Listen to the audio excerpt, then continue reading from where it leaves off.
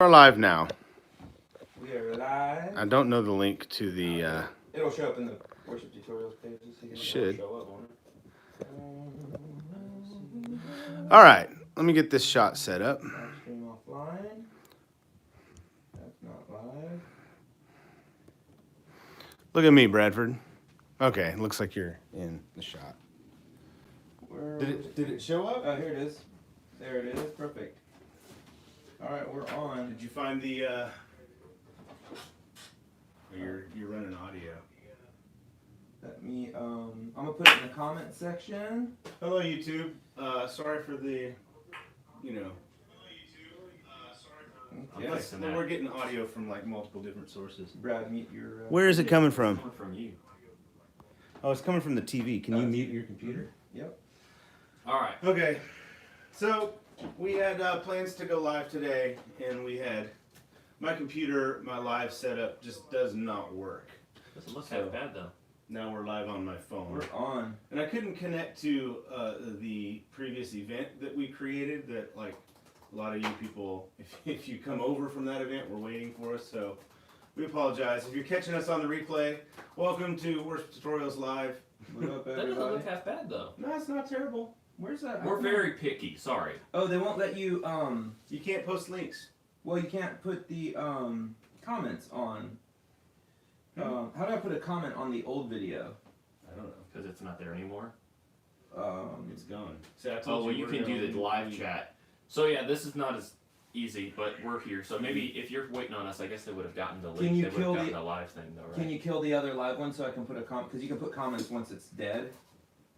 I can Cool. delete it. We're I gathering our can't thoughts. stop it that I know of. Yeah. Because it never started, so I can't stop it. How's everybody doing? They're working. I'm just gonna interact with you.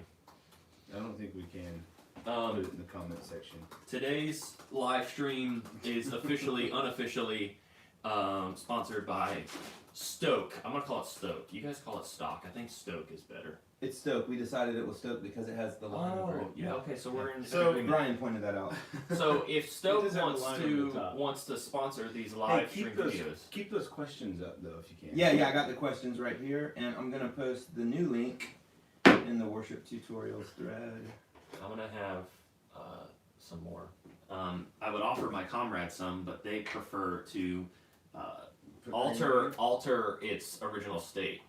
So I can't really help them. I brought this upstairs trying to be helpful. You know, I'm gonna go back to my live streaming setup and try and figure out what happened, and it's gonna work beautifully. Like after this, Right now, yeah. yeah. Oh, of course it is. Brad and I are gonna go get a cheeseburger, and I'm gonna come back, and everything is gonna work. It'll all be right there. I'm gonna post it in here as well. Caesar, you're speaking my language. Chick-fil-A is God's gift to humanity. Like after Jesus, I don't know. after Okay, Jesus, the we're live Lord now. sent specifically No. sent Chick-fil-A. I could eat it, as the comedian I'm gonna Tim Hawkins say, says, I'm gonna 7 times say a day. no. Dude, we already have 54 people on. So we had 27 and now it's 54. So I think we're We're good. here. All right. I think we're straight. Good morning, everybody. We're gonna monitor. Fuller and I are gonna monitor some comments. Maybe Bradford too. I'm We're all there. gonna be looking at a screen all Yeah. the time. I keep wanting to look at the. There's a phone and then there's a camera behind the phone. I keep wanting to Nice. look at- This is It's like the phone. Not this the is camera. like when the 3 dudes wanted to get their friends to Jesus. They did whatever it took. We broke the roof. We broke the roof. Speaking so take of, that, Satan. Brian's roof is actually, there's sawdust all over the place because they were here. I had a return air vent installed in here to regulate the temperature a little better. Yeah, we're Alright. we're larger mammals that get hot on the reg, so we're hoping that this stays cooler. The That's studio is awesome. very well All insulated. right, let's answer some questions. What do you got, Fuller? Man, we got good questions. Okay, first question is, thank you Yeah. guys for welcoming me back from the sabbatical, by the way. Had a great time. It's great to be back. I'm ready for him to leave again. Just kidding. So one of the question from Jaws of Joey, how should we, this is, you guys probably can't relate to this. Jaws of Joey. Oh, I thought you were just like making a funny little No, it's his quip name. about. But It's his that's name. awesome. This is $1 million question. Yep. $1 million question. How should we handle it when worship leadership make a ton of last minute changes to songs, Oh, no. service order, Never and happened. keys, and then doesn't support things like charts, MP3s, etc., etc.? I'm assuming Joey is part of a worship team, Not but the then his leader. worship leader is His making worship last- leader is last minute. not good at his job. Oh, that's hilarious. Well, it sounds like his oof. worship leader is the typical worship leader that is a musician and struggles probably with administrative skills. Let's operate with more grace than what I just did.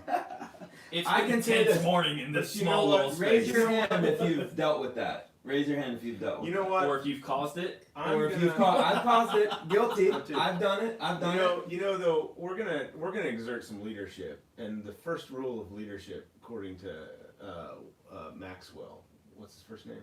John Maxwell. Thank you. I don't know if it's his first rule, but he says you have to define reality. Define Is that reality. right? Yeah. Yeah, that's One of the first that's things what you got to leaders do do. as a leader, you have to define reality. I'm going to define reality right now. That worship leader is not doing his job or her job. Well, it could definitely. Maybe they don't know what their job is. Yeah. And that they don't could be it. realize that part of your job as a worship leader is to equip your team and Yeah. do so in a way that sets them up for success. And if you're listening to your worship leader, Yeah. if you're changing keys at the last minute, if you're not getting songs to your people until the last minute, you are setting your team up to fail. And that is you're doing them a disservice. I'm not in a good mood right now because I've been struggling with my live streaming setup that usually works, and today just completely tanked. So you tell your worship leader that Brian Wall said that you need To to get your act together. get your act together and get stuff. Now it could be somebody else too that's causing that, like Well, a senior pastor. It could be, but I would say this for Joey, because his question is how does he handle it? The way I I would handle it is one, I would do the best that I can, right? So, but I would straight up that Monday, I'd be reaching out to the worship leader and say, hey, listen, it would be great if you and I could figure out a way to prevent these things from happening. Yeah. It's okay if it happens from time to time. It's Things gonna happen, change, right? things are going to change, but if you live in a culture where every weekend there's last minute changes, then there's a problem there with the communication that's happening from the leadership down. So what I would try to do is I would try to help be a part of the solution. And I would say, hey, is there something I can help you with? Is there something that I can administrate for you? Is there a way that I can work with you? Maybe he's overwhelmed, maybe he's, slammed with stuff, and say, hey, what can I do to help you? But at the end of the day, I think if as a worship leader, if I have 5, 6, 7 musicians coming up to me saying, hey, you're not setting us up for success, that's a reality check. So I would have those hard conversations and just say, hey, listen, our team could be better, our music could be better, our process could be better if you would simply equip us with what we need to set us up for success. And chances are a lot of people maybe want to avoid the conflict, so they're not saying those things, but I would be that squeaky wheel, and I would go right to the leader and say, hey, we need to change this culture. I want to help be a part of the solution. Don't go there just complaining like, wah, wah, wah, woe is me, you're always doing this to me, but go approach it from the perspective of, hey, this is not working, what can I do to help you? And really challenge your leader to do that. But at the end of the day, I would still try to come as prepared as possible, and do the best. That's frustrating. I mean, as a leader, you got to understand that if you do that for an extended period of time, your team, you're not going to have much of a team left. Yeah, because people disappear. That's hard, man. Offer to help. And then the other thing I would suggest is like something we talk about at our church, and actually what's really cool is our pastor stands by this. If he asks for something, we don't say no, we can't do that. We say yes, we can, but this is what it's going to end up looking like if we do that. And what it's going to cost. What it's going to cost. And as we just talked about, leaders define reality. So if somebody's giving something last minute, one thing you could say is, I've prepared for this weekend already and spent time preparing, which would behoove you to practice early on in the week so you can actually say this. But if we're talking like Friday, Saturday, changing songs, you'd be like, we can do those songs, but it would mean I'm not as prepared as I could be. And letting them know how it affects you. That's a good way to put it. As opposed to just like, you don't want to be passive aggressive, but you're also just defining reality, like your point of view. That's good.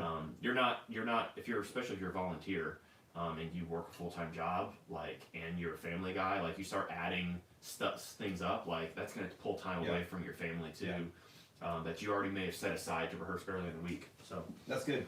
You got another question? Yeah, Matthias. We're probably gonna have to hit these questions a lot faster. Yeah, Matthias has a great question. If a worship leader wants to sing a song, but they need to change the key by 4 keys up or down, Oh. should he or she consider singing a different song closer to their range? just transpose it. The song's Yeah. valuable. Do it. If you're saying you need to change the key until it fits right, people do that all the time. Yeah. People have different ranges, so if you got to put a song that's in A in the key of C or D, first of all, you got a pretty high range. But sometimes you lower it. Sometimes you got to lower it. Could be a female leader singing a song that's recorded in a male. Yeah, which you would expect to And have you to can transpose. you can Yeah, flip the yeah. key. General Usually rule you of go to a thumb. 4 or 5. Yeah, general rule of thumb, if you have a guy song and you're having a female sing it, it needs to go up or down a 4th or a 5th anyway, so Yeah. that's not uncommon. Yeah, I would totally do it. Yeah. If the But song is valuable. Do consider though, like if it's an acoustic guitar driven song, that it's still playable in that key. It sounds good in that key. Like I wouldn't go from C to like A flat. I would go from C to like G or C to A. Yeah.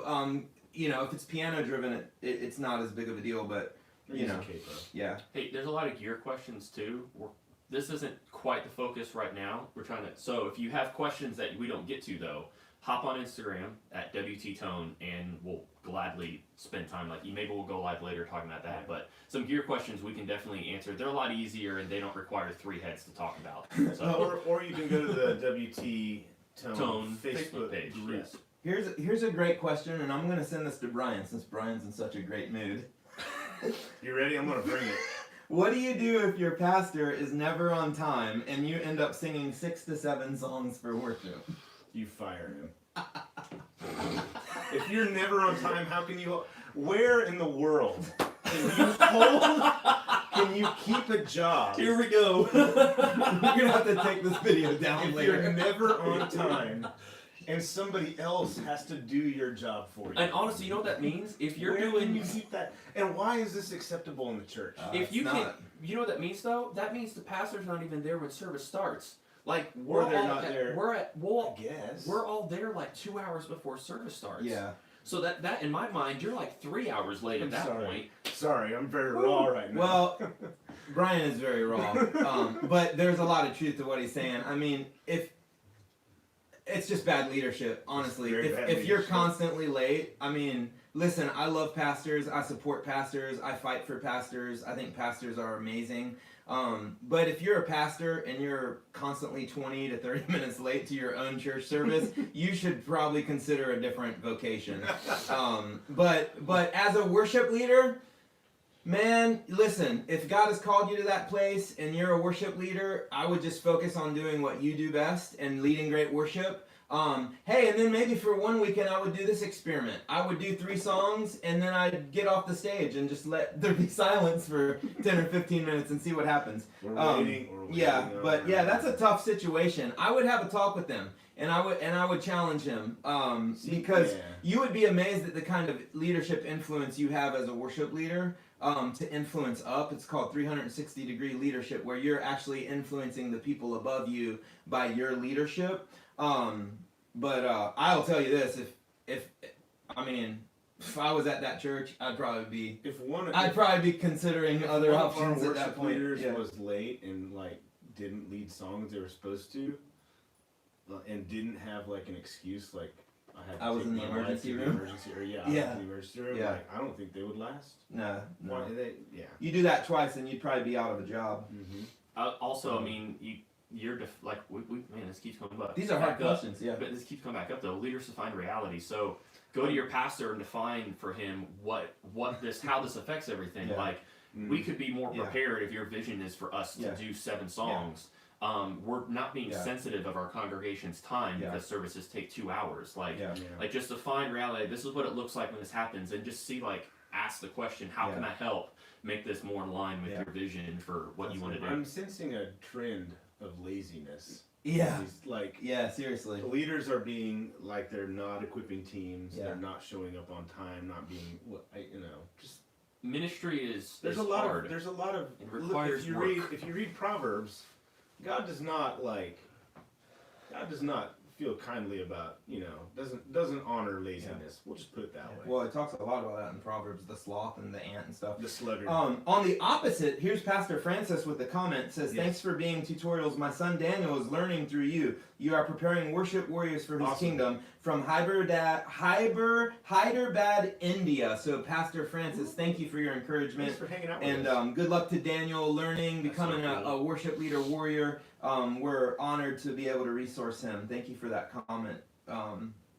Let's see here. Kemper question for Brad. Why haven't you gone full Kemper, Brad? Why haven't you gone full Kemper? And also, you should put out a praise and worship performance that is versatile. Oh, that's So coming. first off, that performance, Brian and I spent a lot of time. we did it. tweaking. We did it yesterday. Second off, I like tweaking and being creative. And a performance, they require me to spend a little too much time on gear, and I spend more time being administrative and making sure worship is awesome. So my gear's the last thing I want to deal with, and pedals allow me to be a little more free flowing. Yeah. But Brad likes pedals. I do. like I like pedals too. pedals I mean, too. it's nice to have It's the just preference. colors. It's kind of like an artist going, "Hey, do you want blue and yellow, or do you want blue, yellow, red, green, pink, all those colors?" Here's a question from Ron Dorco. I'm assuming Ron is a pastor. I really love this question. It says this: how do you handle a worship leader that thinks that worship team is growing, but you've had the same members for years and are doing mostly the same songs for years, and they are convinced it's growing? I would say, Pastor Ron, it's called KPIs, Key Performance Indicators. One of the biggest challenges with worship teams is that worship becomes so intangible. Like, we go by how it feels, how it it doesn't have to be that way. There are measurable ways to chart your progress, and I think basic leadership says, let's write down some goals that are we call them SMART, and basically SMART goals, you can Google it, but they're time-based goals that are measurable, achievable, Simple. relevant, and vision-based. simple, measurable, achievable. Yep. What's the R? Related to vision Related and to vision. time bound. So you, like, for example, because we do this with our worship leaders. Team growth is a big one. Volunteer numbers, very measurable, because I can go, yeah, I feel like our team's growing, but in reality we've gone down 2 people. So what would be a goal for adding for growth? Maybe adding one person to your In a team quarter or something. Yeah. which is 4 people in a year, which is doable. You could do 1 a month, but that's pretty aggressive and hard to do. Also, I would ask what So, they like- mean by growing. Mm-hmm. Like, Yeah, music. just Well, ask the question. you got to figure out where your team is now. Let's say you have 7 musicians. Great, that's a perfect start. Okay, for the next 12 months, we're going to add 1 musician every month. And then so at the end of the year, we can count everybody and go, now we have 19 people, so we have achieved our goal. Or you may have only 11 people, but at least you grew from 7. And you can look at that and go, yes, we grew, or no, we didn't grow. It becomes very objective. You have to eliminate all of the subjectivity out of it. Songs are another thing. We want to do a bunch of new songs. We actually, Add 1 a month. at New Hope, we actually said we're going to add 1 song a month for the next year. And every month, at the end of the month, we got together with our team and go, what song did we add? And it was yes or no. It was like, and then before we knew it, man, all our worship was like freshly recycled, brand new songs and stuff. So I would approach it from a very administrative, logical perspective. Make some spreadsheets, set some written goals, maybe 2 or 3 written goals that are achievable, measurable. And then that way you're not just relying on how you feel. Let's go. Yeah. In so- other words, Let's go, Jerry. Let's go. In other words, 2 things. Growth doesn't happen accidentally. You actually have to do something about Very it. intentional. You have to be intentional. Ministry is not an accident. Second, you can't manage what you don't measure. So I would say, and I would flip it on its head though, Ron. I'd give your worship leaders some credit too, and maybe their their decision and their view of growing is different. For me, I feel like the campus that we just launched, that I lead a year ago, I feel like it's growing, but I had to define that for my pastor. Yeah. My campus pastor wasn't sure what I meant by that. Yeah. And so what I meant was, from somebody who stands on stage and sees everybody every single song, Yeah. I see engagement more. And Yeah. engagement doesn't mean everybody's raising their hands, but that is a good measure of engagement. When you see like people seem disengaged, but then you see people now are more engaged, like visibly. Yeah. So maybe they're seeing something you're not. So That's Yeah. why you got to sit Have down that and have a conversation. Yeah, if you can find written goals that are easily measurable, that way everyone knows the expectation. What I love is the Ron worship says leader. he's just a guitarist. I love it, dude. I That's love awesome. the ownership, Ron. That's good. Here's a great question. Again, this is gonna go to Brian. I'm gonna operate with more grace this time. MJ Hart says, if a musician, I want to answer this one. If a musician came to just play and is prideful, believes he doesn't need to practice, but is the only one who can play the instrument in the church and has played for years, how do you handle this? So they don't believe they need to practice or put time in. Yeah. That's hard because because they're basically the expert in the room. He said they're the only one who's like the only guitar player. Yeah. And so they don't really have another guitar player that can say, because musicians are weird. They need somebody to lead them who we talk Iron about sharpens this. iron. We talk about this in the worship manual. Like, if you're going to lead a musician, you have to. Yeah, we need to. You have to establish credibility with them, and so this person probably doesn't have anybody that they feel like is credible enough to speak into them. Mm-hmm. It takes a strong leader to come to somebody who's, who say he's a great guitar player. To come to that person and say, you really need to. I understand you're good. Says it's piano, but still, yeah. Or you're a great musician.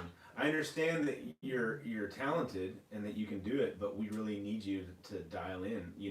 I think it's a leadership thing where the worship leader or the leader needs to develop vision and communicate why preparation and practicing and preparing is important, and why that's important to the church, and why the Bible mandates that from us, and then hold people to those standards. So it starts with vision, in my opinion. And people don't. This is more Maxwell. Maxwell is pretty much the authority on leadership in my mind.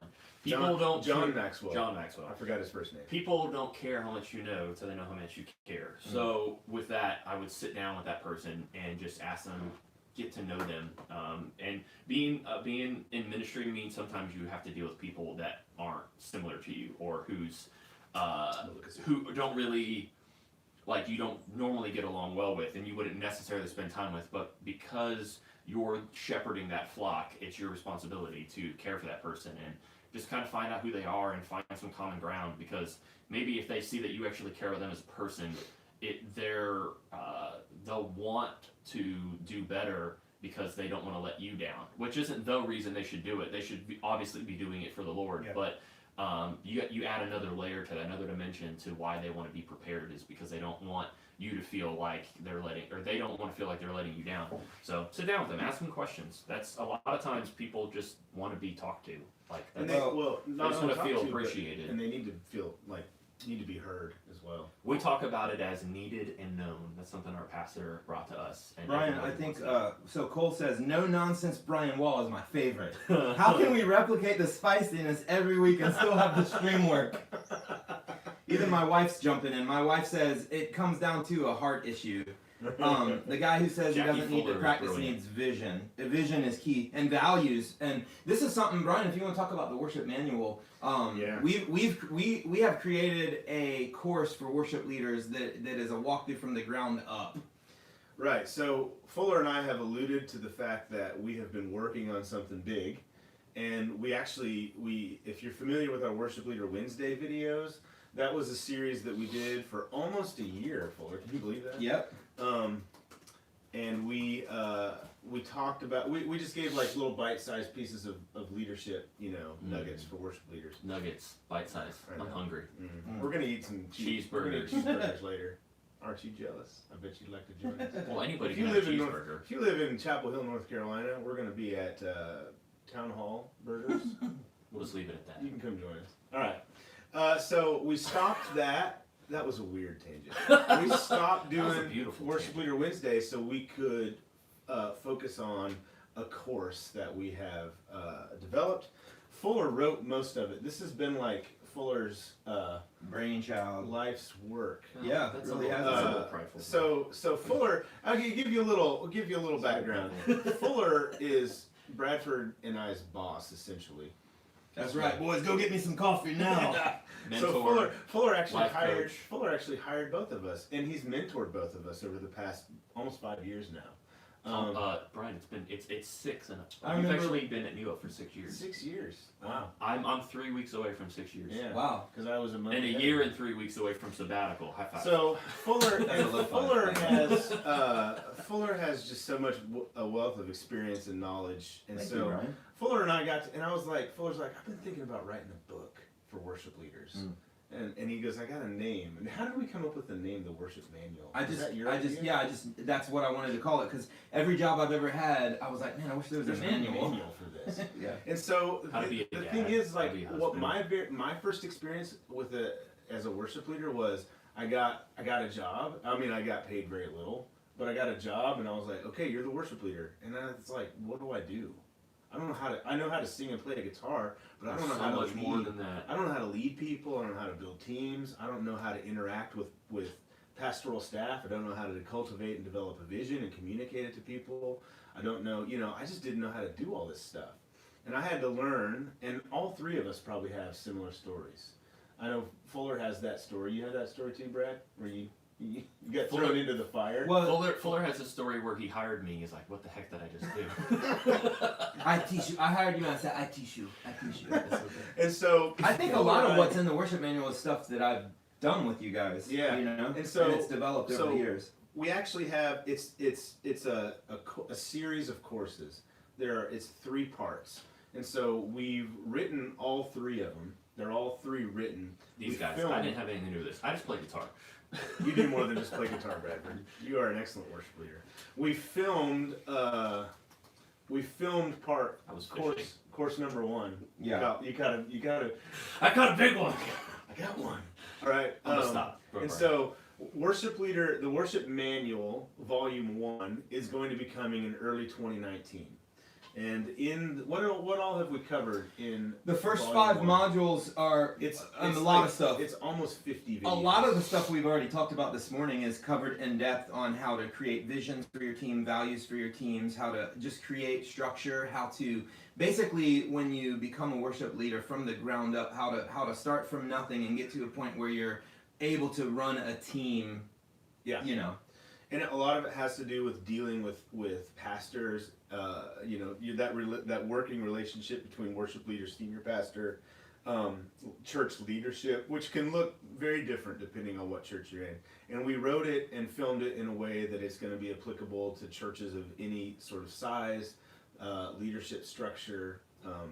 We lead worship in one kind of church, but we know that you lead worship in many different kinds of churches, so we focused on it that way. Volumes 2 and 3 will be coming shortly after, and volume 2 focus on a lot more practical things, like how to lead a rehearsal, how to understand music theory, so you can talk to a drummer, or a bass player, a keyboard player, on a level that a musician can understand. We're really, really excited about it. It's going to be awesome. It's going to be priced in a way that will be very affordable. So you can just that's basically think of it like, Brad, you went to Liberty University, you got a degree in worship leading, but most people, A very expensive degree. yeah, and most people don't have that opportunity. And so we wanted to make a resource that is going to equip you to be, the best worship leader you can be. That's what the worship manual is going to be. Ed said, would you ever consider starting a worship leader boot camp? And I was like, that's pretty much That's what the pretty worship much manual it. is. Yeah, so. Yeah. But not to discredit what we're making here. At the end of the day, though, the best way to learn is just by doing as well. So Yeah. try to find opportunities to do it, and you'll Find a make place to serve. mistakes. But I like to think about the story of Jonah. Jonah was. The waves were crashing, right? The waves were going crazy, and I think Jonah really just was looking for a way out. However, Yeah. Jonah's Absolutely. intention was pure in the sense that he knew he caused a problem, Yeah. and so he jumped. He's like, toss me overboard, and God saved him. And so, if God's going to save somebody who was deliberately disobeying Him and just was trying to just do something to fix it, I think if our goal is to follow God in every aspect, and we have spent time and energy practicing, preparing, praying, getting ready for leading worship, you're not going to see God let you just fall and fail.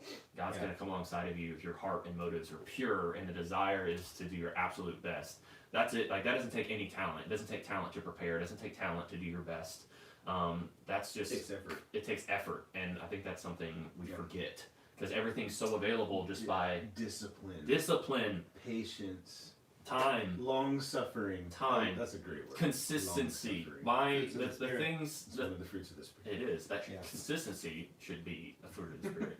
Anything you do. I think that's in long suffering. That's That's all wrapped Yeah. up in that. That's Close, yeah. patience. Yeah. Yeah. Just keep doing it and get the worship manual. Nice. It's coming very soon. You're gonna start. You'll start hearing more about it very soon. We're gonna start. I gotta head out in a second. But Did we get a super chat? here's We a did. good question Thank for you very much. Whoa, we got 2 of them. Oh, nice. Paul, and Ish. Paul and Ish. Thank you guys Thank so you. much. Oh, you guys rule. There's a question here. If y'all want to do a boot camp though, I'll do it. Y'all come to North Carolina. Y'all holler at me. What we could figure something out. Or if if you've got the budget for us, you can fly us out to your place and feed us delicious Cheeseburgers. Sam K says, how do you feel about running one guitar bright and one darker in the mix so they don't occupy the same space? How would you convince your sound guy that's a good idea? I would say that that's standard practice. Anytime you have 2 electric guitars, it's typical for one of them to be chunkier, low end, and the other one to be a little brighter because, yeah, you do want them kind of taking up different sonic spectrums. If you need to convince your sound guy of this, you probably need to invest in your sound guy getting some more training. Because most sound guys would probably think that is a great idea. And if they don't, then you probably want to train them a little bit more on the sonic spectrum. Maybe help them find some videos on YouTube. They're all over on how to mix guitars. Because that is a good idea. Now, if you do that, though, you got to make sure your guitars are always playing the same thing, right? Because sometimes you might EQ a guitar to do the low end, and that guy decides he's going to do all these leads. Individual guy playing the Yeah. same thing. Yeah, not Yeah. the same exact parts for both guitars. Yeah, so you want to just make sure that the guitar players know that, hey, you're going to be responsible for the low chunky parts, you're going to be responsible for like the brighter stuff, and then you could really clean your mix up well that way. Also, there's these cool charts that if you just like Google like EQ, oh man, I can't think of it. Bookout printed them for us.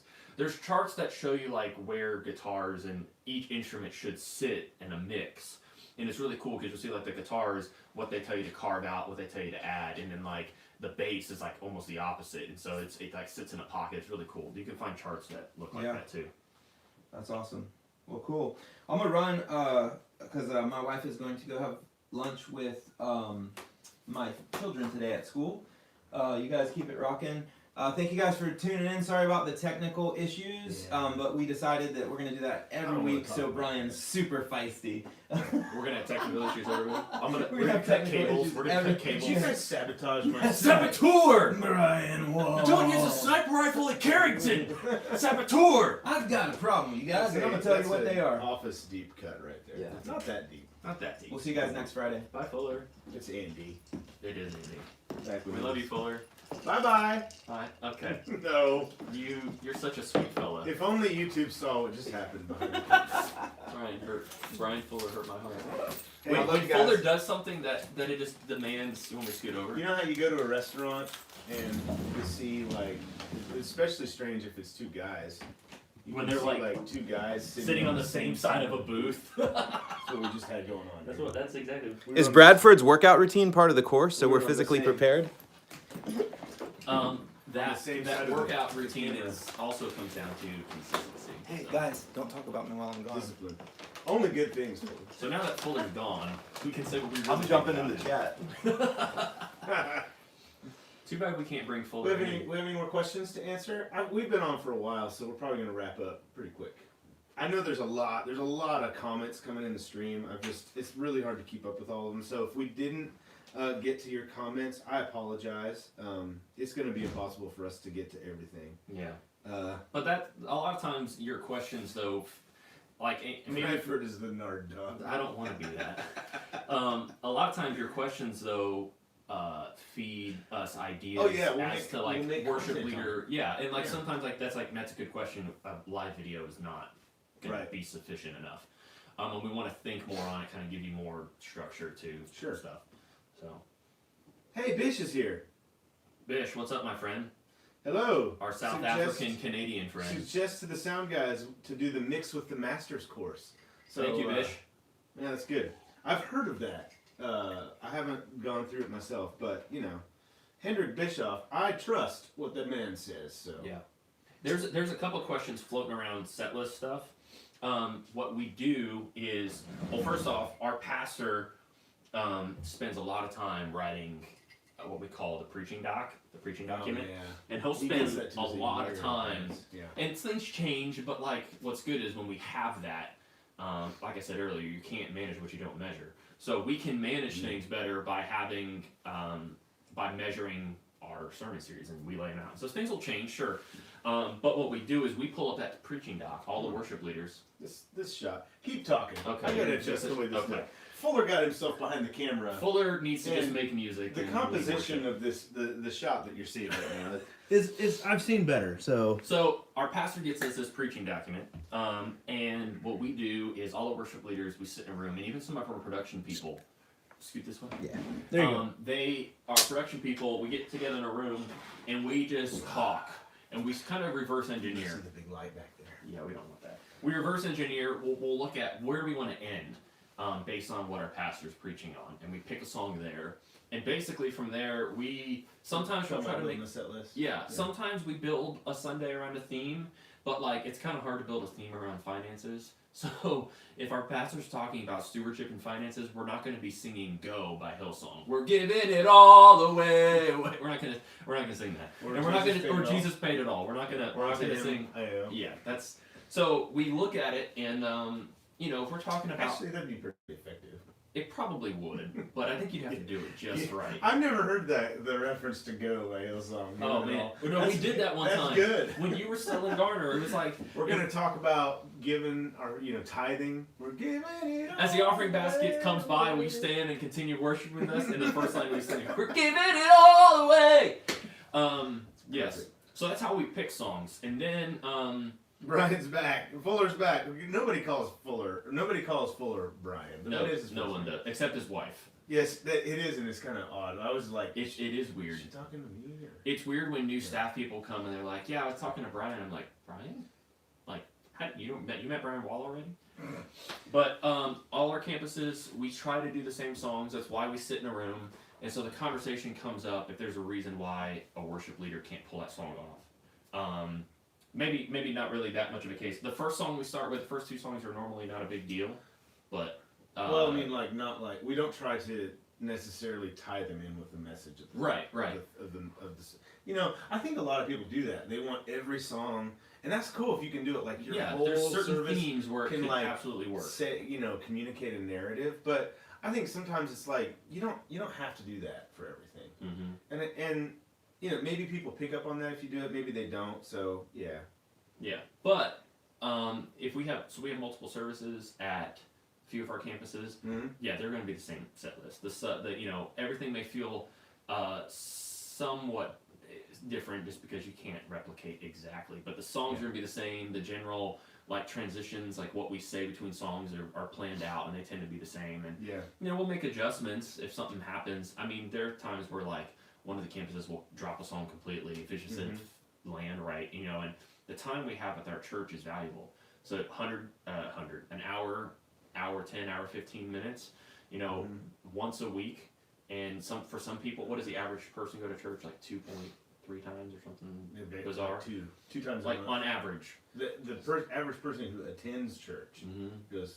Yeah, one average month or 2 attender, times a yeah. month. So when you look at that, you barely have 3 hours with people a week, a month. Yeah. So we want to be very intentional, and so we evaluate it. But But that's, we had a question about when our.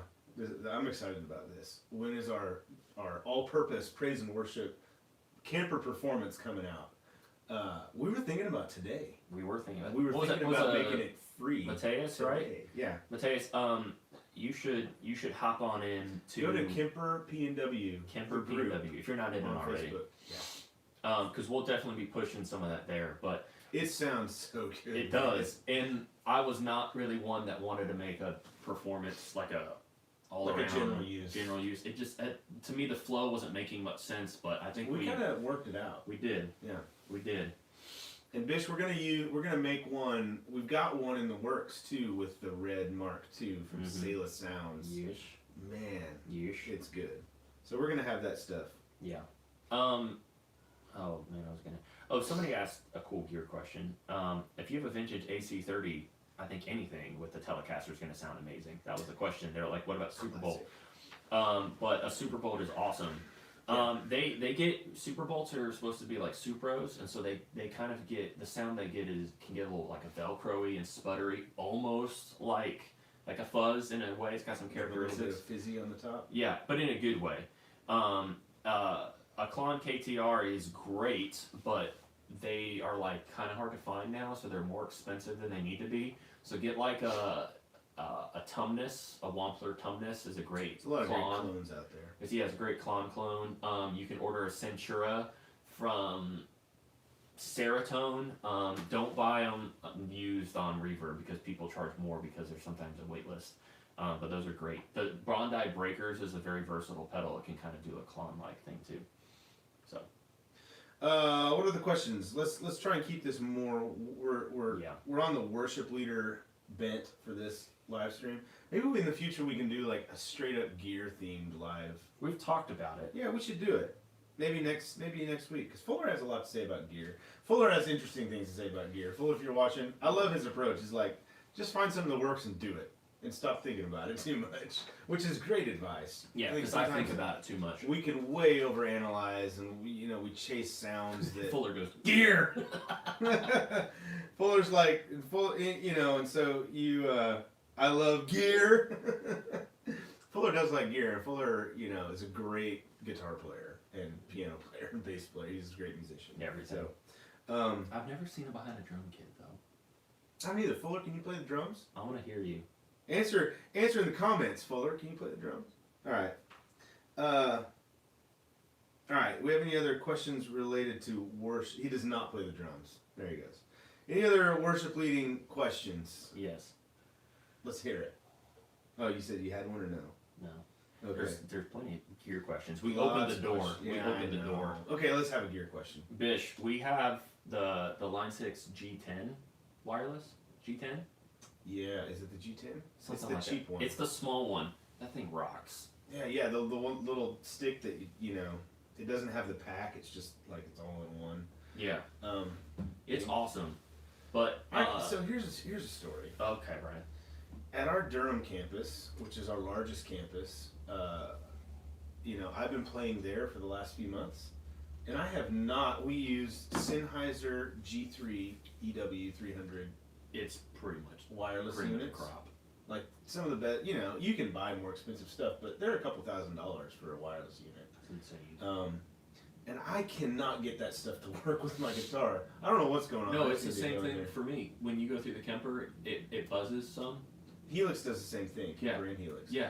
I'm modelers. straight I up don't know about. what it is. I'm at this campus surrounded by all these really high-end, wireless units. And you got And high I end think gear. this weekend I'm just gonna bust out my $149 Line 6 G10 See what happens. and just say, Dave, this is what I'm using. It's gonna work. Yeah. Don't So, even tell him. Just do it. He won't Just notice. do it. Yeah. Now So that thing is good. But here's Yeah. here's how we can tie this into worship leading. I mean it's easy, but here's a more practical reason. As the worship leader, I want to make sure everything my team is doing, everything from production to audio to the band as a whole. I want to make sure I can get a gauge on what it feels like in the room, so I can see what somebody who's attending might see. So if anything else, this $150 wireless unit will be worth it It might be because 180 or 160. It's sub somewhere 200 in there. sub 200 wireless unit could be worth its weight in gold because you could plug that joker in during like run through and sound check, They just walk out. in the walk room. out, take a look at everything, look at what play. everybody's Yeah. seeing, what your production team may be looking at, It's good. It's lighting, good, nice. make sure lighting's not too much, make sure audio's not too loud, Mhm. make sure your team is engaging even during run through. Like I've had to coach some people through this. They're like, but it's just run through. I'm like, yes, so we should try even Run through. harder right now so we know exactly what's going to feel like, because I know it feels weird to like act when nobody's in the room. Mhm. So as a worship leader, I grab my, having a wireless mic is good. I grab my mic stand, I take my guitar out, I step off stage, I go stand in the dead middle of the room, and I take out my You just in-ears, listen. and I try to listen to everything. I try to, like, especially if like someone else is leading the song, I want to make sure, I want to hear Yeah. what's going on. So for that reason alone, even if you only do it during a run through, a wireless unit, especially this Line 6, $200 is a low price to pay. It's like getting another staff member. Because then that staff person can, for one-time payment of under $200. That's an interesting way to look at it. Hey, there was a question about somebody asked. I don't remember the name. I just remember I saw it fly by. Talked about when they sing, especially when they come in on a note that they're flat often, or it's off. It's not on pitch. First thing is I recommend. So I'm not the greatest vocalist in the world. And I've known this for a long time, and I've always kind of like struggled with pitch. I go flat a lot, or I'm a little pitchy a lot. So, years ago, I took some vocal lessons with a guy that I found, and I had a series of lessons, and he told me some coaching and training, and he told me something that was very powerful for me when it comes to vocals. He said, if you can hit a note once, you can hit it every single time. Mm. Which was powerful for me because it's sort of like I used to kind of hold myself hostage, like I can't sing that song because I just can't sing it, and that freed me up to understand, like, well, if I can sing it once, I can sing it every time. And he said the way that you get to be able to sing it every time, you have to practice proper technique, proper breathing technique, proper posture, the way you sing, the way your throat, but all these things, it's like muscle memory and it's like training. Yeah. Like, Bradford looks the way he does. He's jacked, like Beefcake Bradford over here, because he trains. And so you can do that vocally. You can train. And so I'm making him embarrassed. So practice. Sing that song, not like on Sunday morning, but sing it in your own time and practice over and over and over again. And you'll find that, like, you begin the muscle memory starts to take over, and you'll just know how to hit that note, and then you'll hit it every time. It's like anything. You just practice. The more you practice it, the better you're going to be. But get some vocal coaching is a great idea. Even just it can get pricey. So even like a few. Couple. All you need to do is learn proper techniques. Yeah, and like say that going in. Yeah. And tell that person, like, I'm looking to just get a few lessons to get on my belt to kind of help me keep going. That way they may alter the way they teach too. Yeah. Like they'll give you like, all right, got these three we're gonna spend time figuring out how you can continue on. I had to take vocal lessons in college. That was so like Liberty like trained the mess out of me to do what I do. And I'm paying for it. But I'm still paying student loans too, and I'm a solid 10 years older than you. Praise Jesus. So you got a few years left. Yes. Of being in debt. Here's something that a few things. First off, don't envision the note you're singing because you're singing it. Envision the note you're about to sing. Because if you're thinking about the melody, and it's kind of weird to think about, but if you're thinking about the note you're already on, then of course the next note is going to be flat or sharp because you're not focusing on it. Yeah. You're not focusing on it. So as you're already singing the note, you should be kind of singing ahead, and do that in practice because it's kind of weird. Like you don't want to do that when you sing. Like when you sing live, you want to be just like pouring out your gifting ability. You want to just be doing it. Make sure you're singing from your gut. You're not singing from here. Like you're taking in air, but you want to push from your gut. And that's kind of awkward too. But do that. You should work on singing exercises and scales, because certain singing exercises and scales will help you with intervals that are kind of awkward to sing and awkward to hit, and that's sometimes why you may be flat or sharp, is because the interval is tough. You want something funny? I'm sorry to interrupt you. Cole Peterson, who said he's a vocal coach, he says, use the abs, pushing air from your gut is helpful, which is exactly what you just said. Yeah, because you don't want to use your throat, because actually you're going to hurt yourself. So and it'll sound thin. Weird too. Yeah. The other thing is my professor, my vocal teacher, I did two things. One was he had me stand up against the wall with my head against the wall, and I couldn't move it. And it helps you realize. I did the same thing. It helps you realize like where you have to sing from, because a lot of people will use their head and they think that that's how they get a note. Can you do it laying on the ground? And can you do it? That was my next thing, was lay on the ground and try singing, because you'll end up realizing in order to sing doing those two things, you have to change where you're pulling that energy from, that strength from, which is your gut. So if you're laying down, it's harder to breathe. And laying down with books on your chest, you have to keep the books still. Because if you breathe down here, because if you breathe up here, you'll see the books rise or they'll fall and they'll like cut your arm. I mean, you won't die, but I will say this, I have had over the years, I've seen over and over and over people ask for coaching and training on vocals. videos. And I've never done it because I don't feel qualified to. You know, I'm not a vocal coach. I've taken, like I said, I've taken a few lessons, but I think it would be cool for maybe to find a vocal coach and have them either teach us and we can communicate it, or have them just do some lessons on worship tutorials. But it's something that people. First off, just do some scales though. Just start there. Just get used to singing. Okay. Okay. Sore throat. Yes, on Wednesday we did all staff, and I picked songs that were like at the peak of my range. You mean sore from being tired? From singing. From singing. Yeah. Yeah, it's especially. Oh, I misread the question, but I have sung with a sore throat. But sometimes when I sing, I do get a sore throat.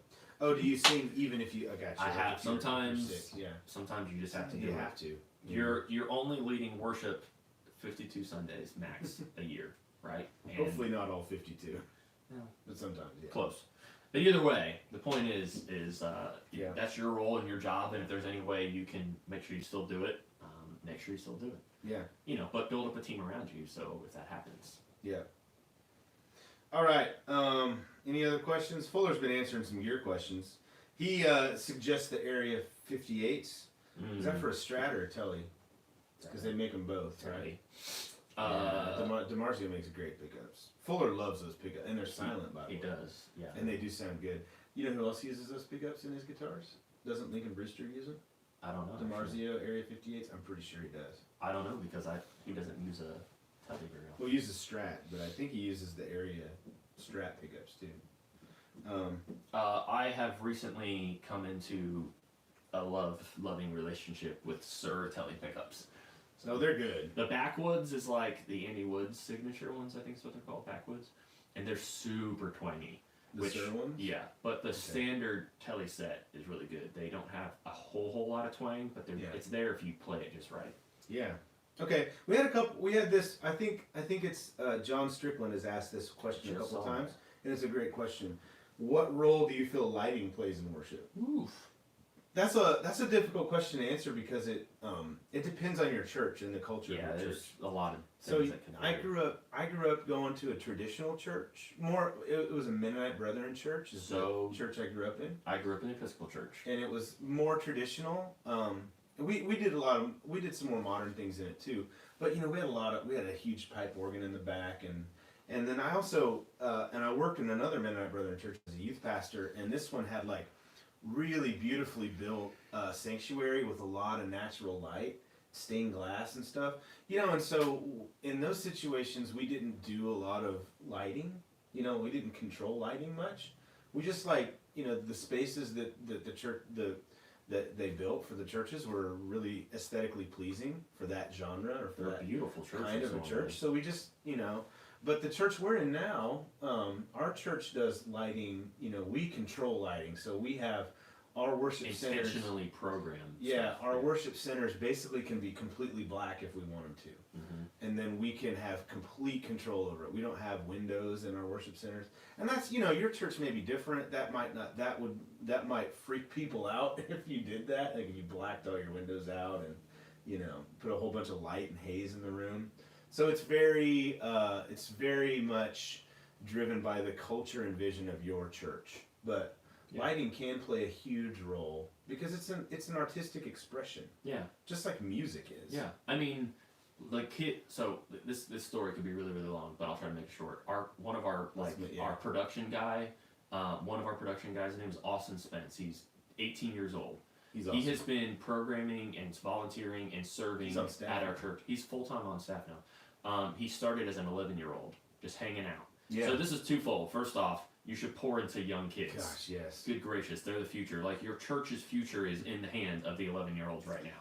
So if you want your church to go certain places, you should. So anyways, let no one despise thy youth. But Austin is an incredible lighting guy. He'd prefer not to program lights quite as often anymore, but that's just his preference. But he's very good at it. And for him, why are we to tell him, I know you're good at this, but we're not going to do that. Like, that's not our thing. Meanwhile, there's a guy on stage ripping a guitar solo. They are the exact same thing. Like, that is Austin's expression of worship. Like, that's how he leads worship. And Austin could go all out if he wanted him to. Like, the dude's really, really talented. But he knows how it's supposed to fit the mood, and like my favorite thing. It has to fit your church's It has culture. to fit the song and the culture, and like my favorite thing is just like when you're like singing like a really quiet part of the song, blue lights, and there's like a little bit of like a white light on the person singing, and like it fits that moment of the song, and it's supposed to add and enhance, not distract. It's not supposed to change necessarily, but the right lighting could actually add something that maybe the band is lacking even. I don't know. Yeah, I'll say this though. I have seen like photos and stuff of churches that are. I'm going to use this example. This is kind of cliche, but you've got like a traditional church that looks very traditional. You got like fake plants and flags and stuff on the stage, and then they try and bring in like a modern bent to it, and so that now they've got like some LED lights, and it looks a little weird to me. It looks a little disjointed, you know, like you're trying. And not to discount people that are doing that, but I think like a church needs to have its own vision and identity. And so whenever I think you start trying to cram one thing in just because like you see it in a video from Elevation or Hillsong, you know, an element of artistic expression, whether it's lighting or whatever, and it doesn't fit the culture of your church, it's worth evaluating whether or not that's something you should do. So I don't know why I went there. If I'm gonna still be feisty, This is still good. if I'm still gonna be like raw, untamed, unfiltered, you know, version of myself, I'm gonna say don't do that. I love it though. Well, we got somebody was asking about switching from acoustic to electric. Oh, okay. Yeah, that's coming. We got to do that. We should probably plan. Yeah, I think the three of us should tackle that. Try and tackle. Because we all have different parts to. Because I showed up at New Hope being an electric guitarist. Brad's an electric guitar. But I was an acoustic guy for a very long time. Were you before? Yeah, that's all I wanted to do. I didn't care. There was actually a time. I'm ashamed to say this. You were a John Mayer Room for Squares. Oh, fanatic. Room for Squares is the best album ever written, ever, period. You can't convince me otherwise. I don't even want you to try because it's going to be futile. You're going to be like the meme with the guy, like, change my mind. No, I'm not going to do that because you can't change Don't change my mind. Well, there's no way they could. Well, I don't think that guy's mind was going to be changed. Right. That's the point. So anyways, I plugged in my Mexican Stratocaster, which I still have actually. Fuller relic. It's pretty cool. It's all black. And I plugged it into a DS1. And I plugged that in straight to front of house. Oh, bad idea. So terrible. But that's what I did. Do an amp in there. But I would say there's a few questions kind of floating around that actually right now because this has to do with worship leading. Sometimes somebody asked, how would you introduce an electric guitar if to a church that doesn't have one? And so all these questions. Don't overthink play it. something pretty. Play something pretty. Don't just go full on distortion. Yeah, don't do that. Yeah. This isn't as hard as you may think. Playing electric guitar, sometimes what you do can add a lot more than what an acoustic does. If an acoustic and electric would do the exact same thing, the electric is a lot more impactful. Yeah, and you don't have to do quite as much to make a big impact. So playing electric can actually, you play diamonds a lot, so it's like strum a chord and let it sit over the measure. We had a question a while back about what does that mean? Diamonds. What's that? Diamonds? Oh yeah. Whole note. It basically means you strike a chord that's gonna ring out for the whole measure. Until the next chord change. Yeah, it's just a hold and let strum. You need a guitar that will sustain. At least a little bit. Like this sweet Les Paul. Like that's sweet action. That's cherry. Actually, it's gold, but it's cherry. Yes. We have some videos about some basics of guitar stuff, some different chord voicings, and 5 tips for maximizing electric guitar playing. Oh yeah, Brand's got some great videos. Just go and look at those, and those will give you a starting point. Some of that may not make sense if you haven't started playing electric, but just if you start there, kind of get an idea of. Because I think sometimes there are days where playing electric is a lot easier than acoustic. Because I played acoustic recently for something. I was like, man, I'm strumming a lot. I'm tired. Yeah. Well, another thing is too. I wouldn't play electric guitar. If you're the only guitar player, I would not probably play it if I didn't have a drummer and a bass player with me. So if you're doing like a cajon or like alternate percussion, like not a full drum kit, I would go acoustic. But you can, I mean, a 3-piece, that's like rock and roll, man. Oh yeah. Drums, bass, and electric guitar, 3-piece band, you can do it. But that might not be what, fits the style.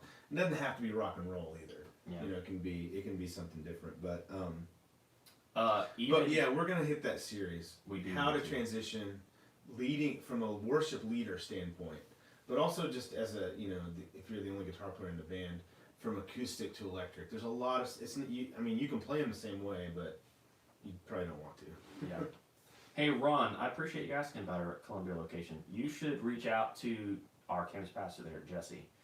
I'm pretty sure all our email addresses fit the same thing. So, well, I'm not going to say it here. If you really want it, you Just go to the website and email him. Yeah. They're building a team right now, and they absolutely could use. they need musicians big Yeah. time. So Ron, that would be awesome if you could plug in. Thank you for asking too. Yeah, so it's newhopechurch.org, Mhm. and then you can go. I think on the top somewhere you can find our different locations, And then but you can email Jesse or Jesse we have Ross. we have a couple Jessies on staff, so it's Jesse Ross. Yeah. Big guy, beard, bald head. He looks like He's the the LA guy- version he's of the guy- Heisenberg. Yeah, it's true. He's the guy. He's from LA. He's the guy you want to talk from Los Angeles. Yeah, from Yeah, Los Angeles. yeah. He's the guy you want to talk to. He's a great guy. He was with me in Coffee House for a while. Yeah, he's a Jesse's cool guy. awesome. Yeah, you should reach out to him. Even a $1,600 American Strat, that seems a little high. $1,600 for a U.S. made Strat used. Yeah, I wouldn't Seems a pay little more high. than like $1,000. Yeah, it depends on what it is. So there's Well, a lot of yeah, there's a lot of lot things of that could change, but I mean like $800 is what I've seen a lot of. You can get one for Yeah, that cheap. if it's so. just a straight up American standard Strat, Mhm. yeah, I wouldn't pay more than Yeah. not pay more than $1,000. I mean, for sure. they're gonna. I'm sure if it's like worth that much, it's probably gonna play really really well. Said it's never been touched. Never been Still, touched. if it's used, Yeah. 16. You can get a new one for almost Mm-hmm. for how much? Hold on, I'm gonna look it up. Let's go to sweetwater.com. I'm very curious Triple now. O 15M. That's a Martin, right? I have the Triple O 17 SM, Ooh, and that's a I great guitar. love it. Mhm. It's a great guitar. I wanted a smaller one because I don't play acoustic a lot, and now I kind of want a bigger body one again. Fender has But- changed their lineup quite a bit. Look at this. They Fender American Professional Stratocaster from Sweetwater with a roasted maple neck. Oof. $1,599. Roasted maple? Brand new. It maybe the back of it is 15. Because that looks like rosewood on top. Well, it's rosewood fingerboard, but roasted. Yeah, look, dude. So you can buy a Ooh, brand new, shipped to your house if you live in the United States. Sonic. This is a sweet looking guitar. Sonic That Blue looks like your old MJT. Fender American Strat for $1,600. So if you're gonna pay, how much was he saying they were asking for it? used? 16. Yeah, that person's dreaming. They can get $1,600 for a used one, Yeah. unless it's like a signature or a custom shop or something. We gotta do some cleanup. Oh yeah, we'll do it. Yes, we're good on gear. I could go on forever. I love talking gear. Ever played open tuning? Yeah, dude. I like playing in. I mean, you can use a capo to change it, but that's the problem with open tuning is you're kind of locked into a key. I think so. Like a DADGAD tuning, I love playing in that, but then you're kind of stuck in D because then the other voicings don't sound quite as good. But yeah, I've done that before. All right. Okay. We don't have a church in Singapore. Sorry, Mr. No. Potato. He asked if you've been to Singapore before. No. I've been to Portugal. How close is that? That's not very close. Where's Singapore in the world? I want to see how close I've been. Isaac, Singapore Sir- is over. It's an Asian it is. on the Asian continent. My Sir Strat is phenomenal. I love it. They're not really. they're a touch modern, and so they kind of take away that typical Strat sound just a touch. It's still there, but it's great for worship, I think, because it like the way the sound is. It just I love it. I would say they're a great upgrade. I personally, since I in the last several years, haven't really played many Fenders that I bonded with, and I don't know what that is. Maybe it's just the way they are set up and made. Not that they're bad guitars, it's just not my preference. So I'd say it wouldn't be a bad idea at all if that's what if you're thinking. I think you'll be very happy. If you like your Fender American, Sweetwater has that same Fender Strat, a demo model, for $1,439. That's the guitar you should buy. there you go. Brand new. Mm, That's sweet. That's Sonic Blue. it is. It is. It's a great deal. Sorry.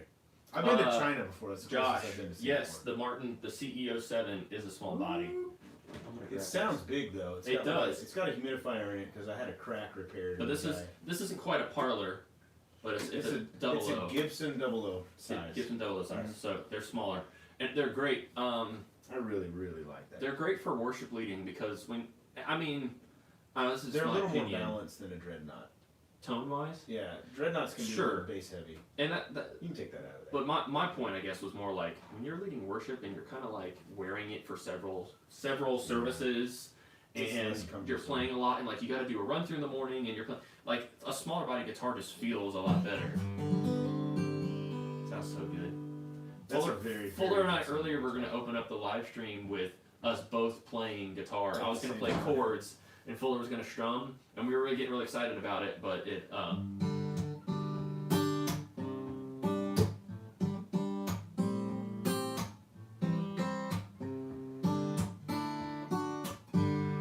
yeah, it's nice. It's not really tinny.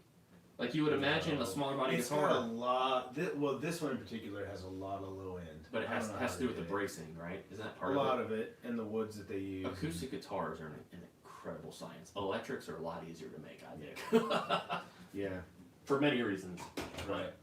Yeah. So I've played smaller body guitars like that don't sound as big. The CEO7 just sounds huge. Yeah, and they don't come stock with the pickup. So Brian put in an Anthem after. Actually, the previous owner did. that's Yeah, right. we had an Anthem installed. That's right. You put an Anthem in your D35. Elliot from Elliot Guitars installed it. Actually, no joke. Yeah. Yeah. The guy that bought it from knows the builder. What's his name? First name? Andy Elliott. Andy Elliott. Yeah. I don't know if Andy Elliott himself installed it, but Elliott Guitars did. So anyway, anyone can install one of those. Even if your friend bought it for $1,900 and you love it, I guess, and it's pretty brand new, I would say $1,600 isn't a bad price. If it's But I don't know what it would be for if that it's price. an American standard Strat, it is not worth $1,600. Yeah. If But they paid they're- $1,900 for it, And it's then close to custom shop maybe or but something? maybe that's Yeah. not an American standard. If they paid that much for it, it's probably a special model of some kind. Yeah. It would be good for you to know exactly what model it is, and you can just go to reverb.com and see how much they go for. Yeah. It's pretty simple. All right. James was asking about the favorite electric that you own that we paid less than $1,000 for. At this point, Brian and I don't really have guitars at that because we've slowly been in the last several years we've upgraded. There are a few guitars in here that I paid less than. It'd probably be this Les Paul. I mean, it's new, but I it's guess awesome.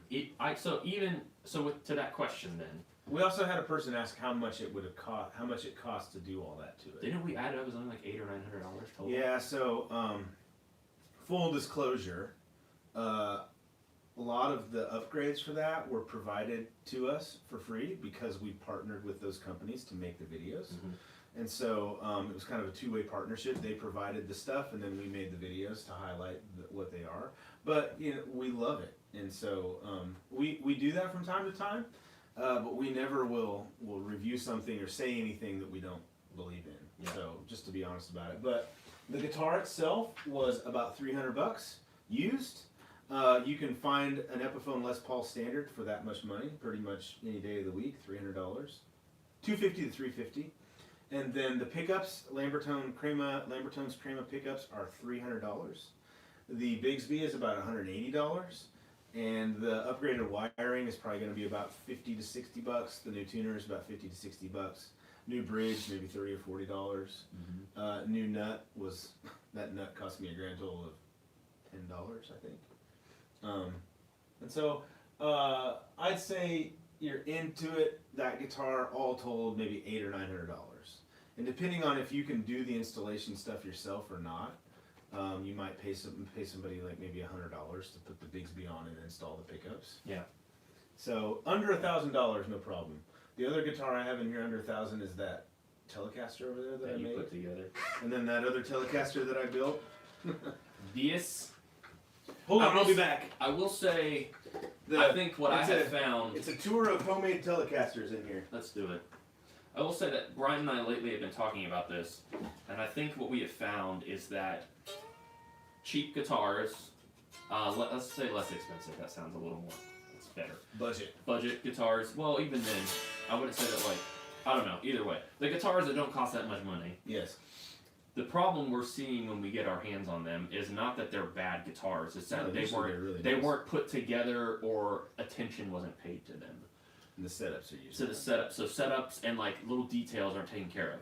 So this guitar behind us is now amazing because of what was done to it. But you could get by with just changing pickups and getting it fret dressed, which is Brian actually did the fret dressing, and that is what I makes did. the most difference. I did Dressing love up those those. frets, because if you ever Ooh, played a they're- guitar They're and- super buttery smooth at this point. on that one too, but if you ever played a guitar and you run your hand down the neck, and Sometimes I impress myself. Brian, you continue. Brian has a gift. Brian, you know, people say they're like a jack of all trades, master of none. Brian is a jack of all trades and master of most, Ah, or he's willing to put in the time. you to know, get- oftentimes what separates somebody who can do something and who can't is Trying. courage. that too. Because it takes a little bit of courage to take a fret file and just go at one of your frets. You also have to educate yourself on how to do it. You do, but Brian was willing to try.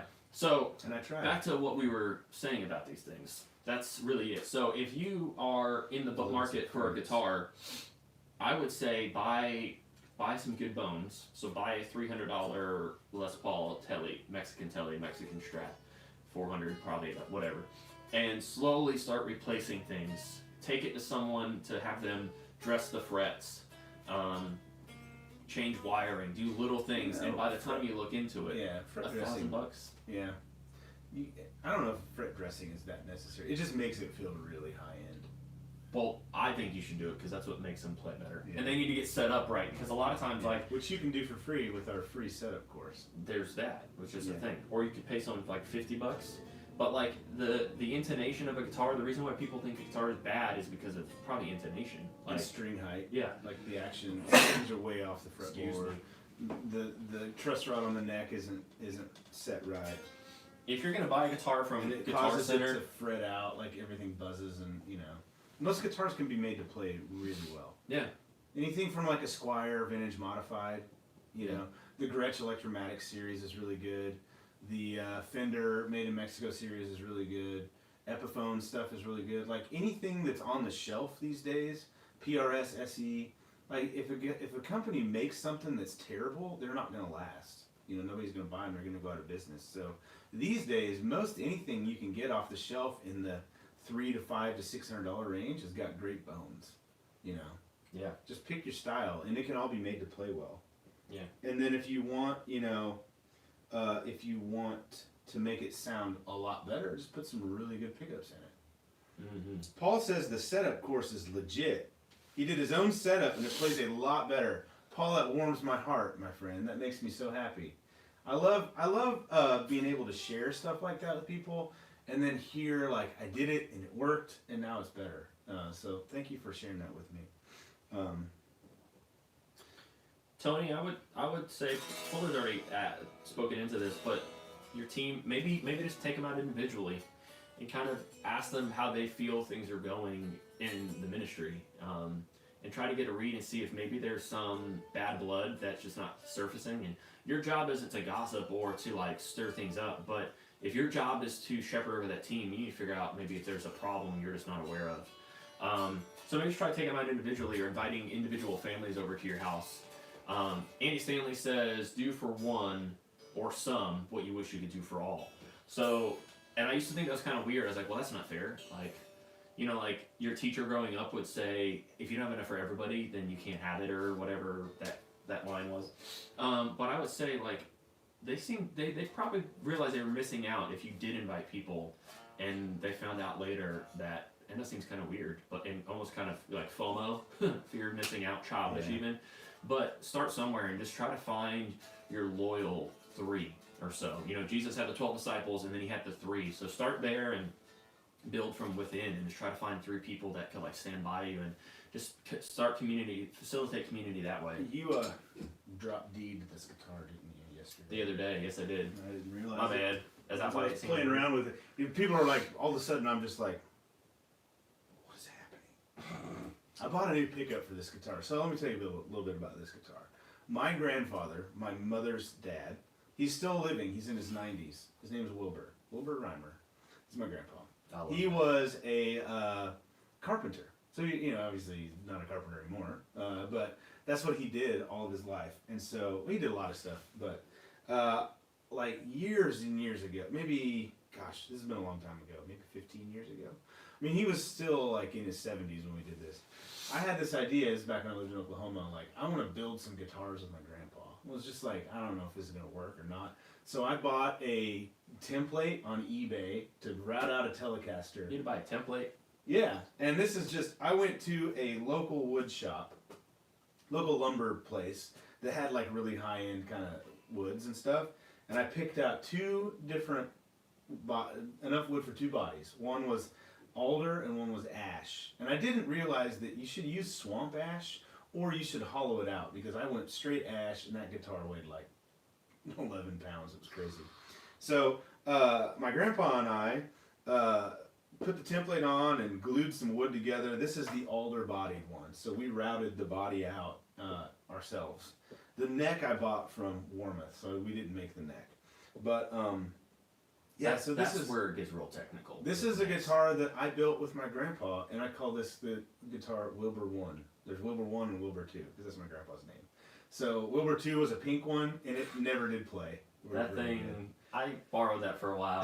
Did and you I'm like, really? Yeah, you let me borrow it for a Because while. first of all, it weighed like a It ton. was And ginormous. it was dense though. And then, but this one, like, I don't know, I put the neck on it and it was just like the stars aligned. It was magic. We played that thing yesterday. This guitar, It it's is sat, awesome. it has sat over there for months and I haven't picked it up. Brad was like, I was like, why don't you play this thing, Brad? And it plays. I did a setup on it a while back, and then I like smoothed all the fret ends so it feels really, really good.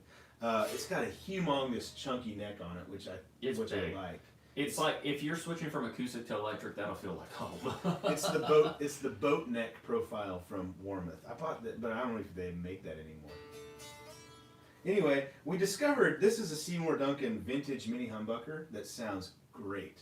This is a Seymour Duncan Little 59. I don't know if it's just this one or if it's that pickup in general, but it sounds pretty dull. Yeah, or It doesn't- There's something. it does about not it. There's match no well. way. Yeah. So I bought a Porter custom Telecaster pickup, which I have used before in a humbucker Tele guitar that we used to have. That sounds really good in that setup. Fuller, if you're still watching, He is. you remember the Shelton that we had?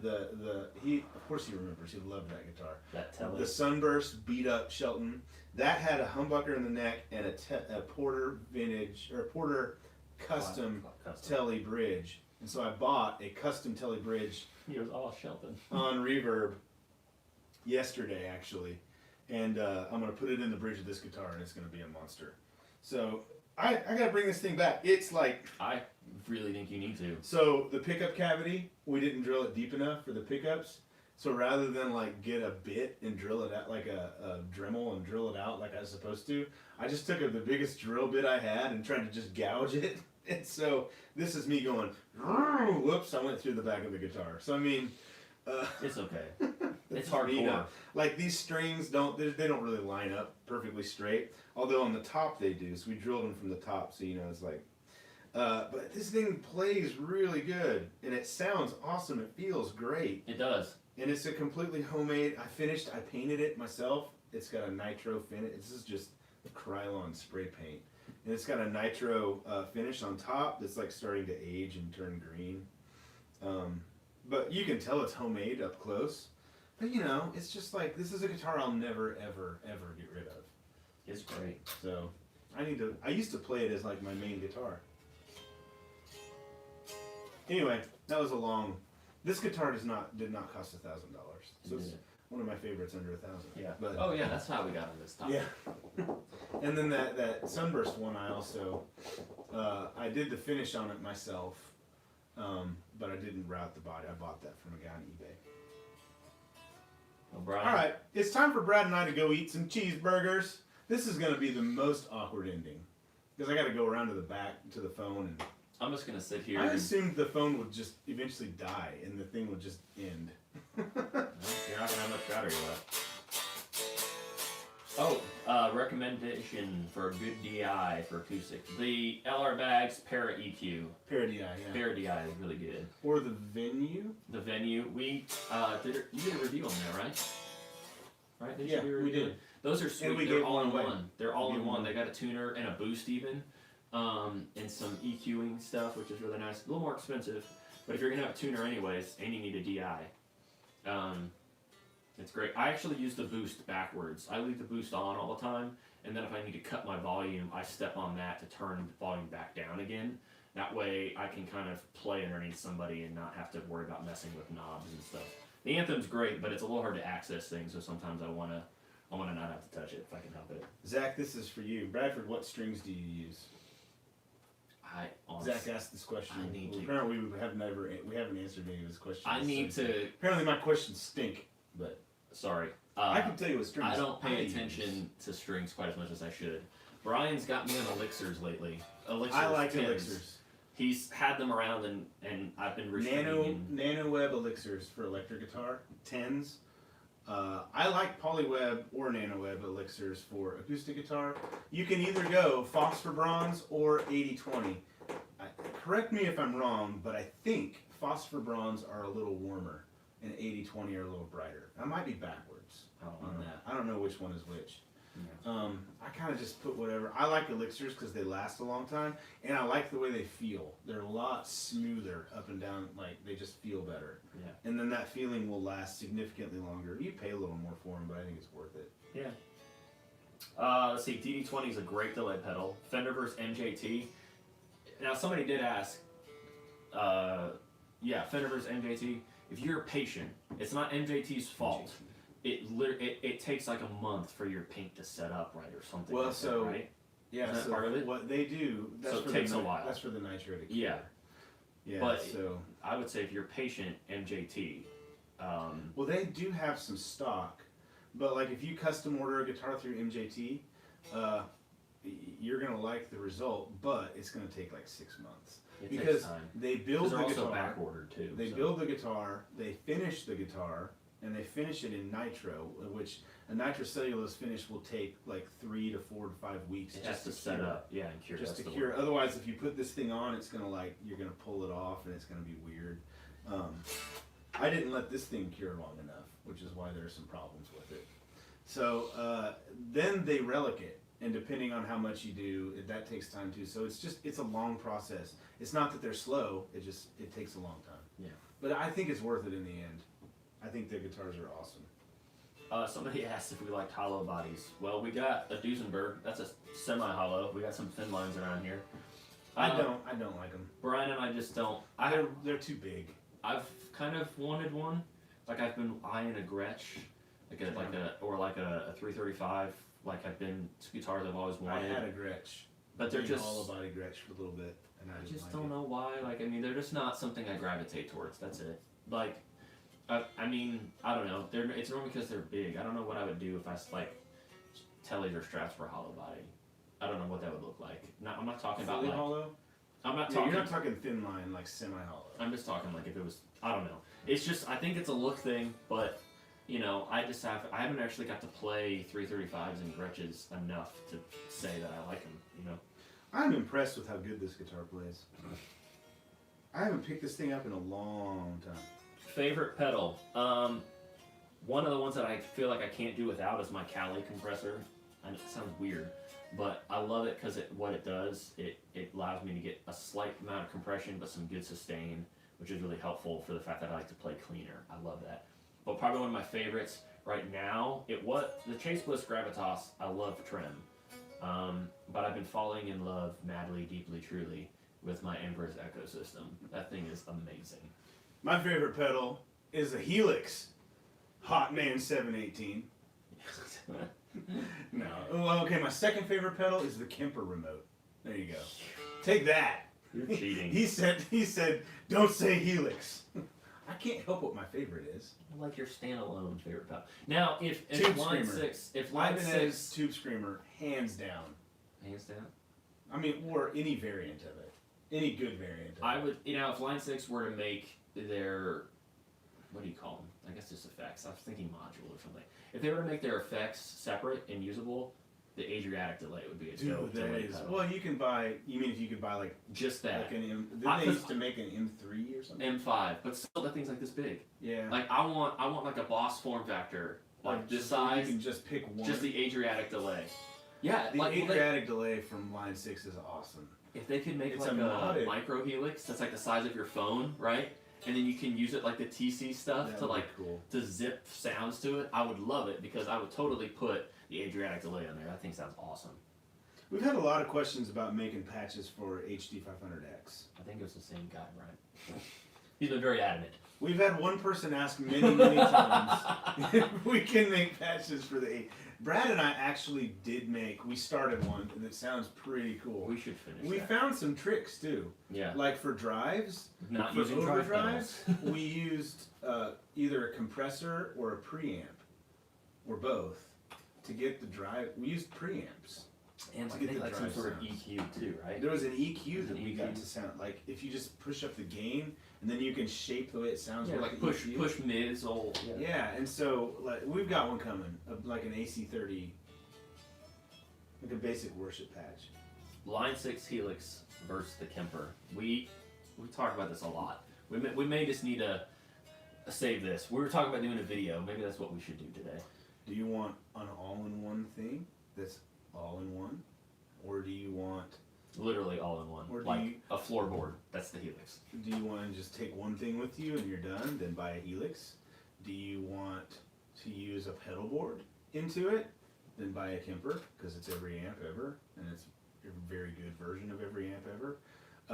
You know, so it just, the answer is it depends. Yeah. There's a lot of, it depends on your They need. both like, have pluses and minuses. yeah, they both have great sounds. Yes. Brian switches pretty regularly. I'm to a point now where every time I show up, they're like, Brian, what did you bring with you today? And it's always different. I think, speaking of Austin Spence, I think he's about to punch me in the face. He's like, Brian, will you please tell me what you're bringing before you get here?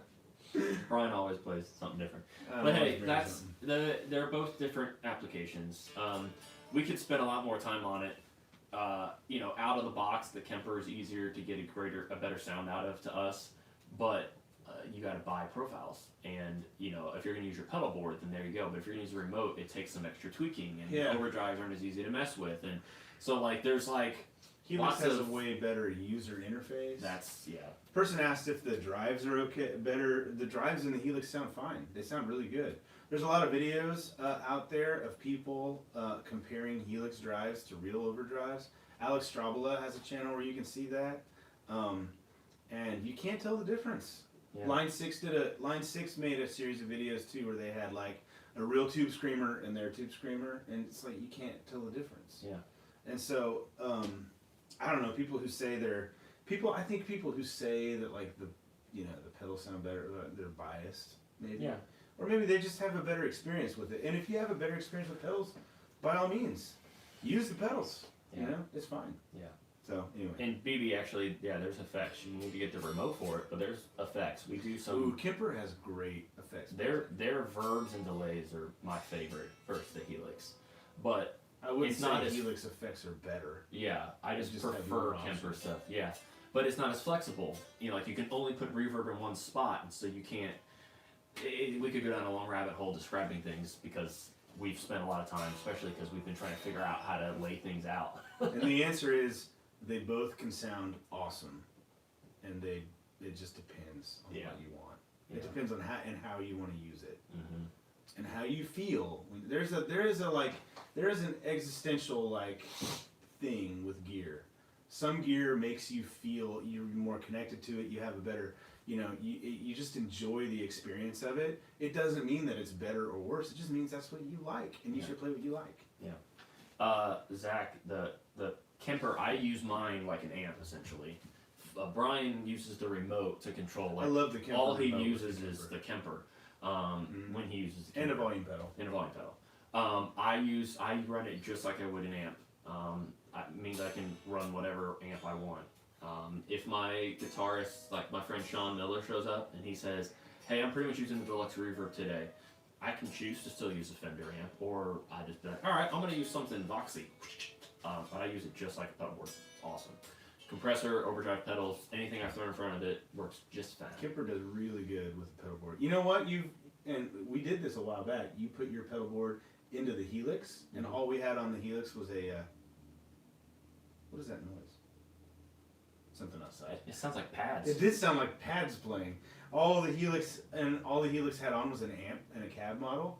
It was and, awesome too. It sounded great. It was like running a pedal board into an amp. Yeah, and actually, my friend, I kind of sort of feel like I'm name dropping, but he is my friend. My friend Chris Fly. At one point, he used a Helix. This is a really cool experiment. Actually, there's a guy I saw asking a question. He was going to use like a Kemper or Helix just as like a fly rig. Fuller heard it too. That's a huge airplane in the key of A. Yeah. Fuller I thought it was A also. Maybe I was just imagining things. Anyways, with the Kemper, you can only use one profile at a time, one amp at a time. Yeah. You can run stereo, but it's like only the Stereo effects are effects. stereo. It's a little different. So what Chris did was he ran his pedal board stereo into the back of the Helix and used two different amps in the Helix and panned one hard left and one hard right and sent two signals from front of house. So it was like he had two amps, and he said it was awesome. Yeah. So like you can't do that in the Kemper. Nope. So it's pretty cool. I forget why I mentioned that. Oh, just because we were talking about running the Helix like an amp. Brad and I need to go.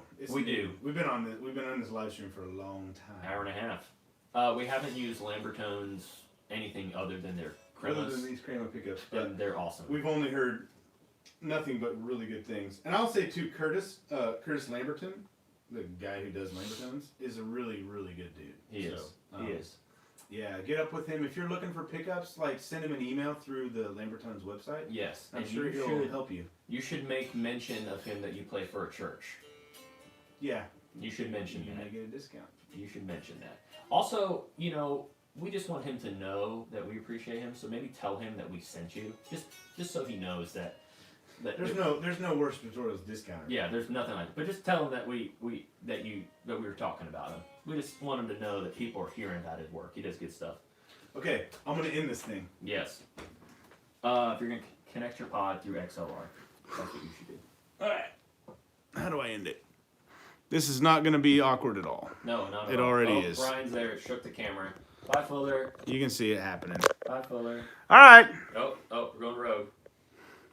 Brad, say bye. Bye. I want a cheeseburger.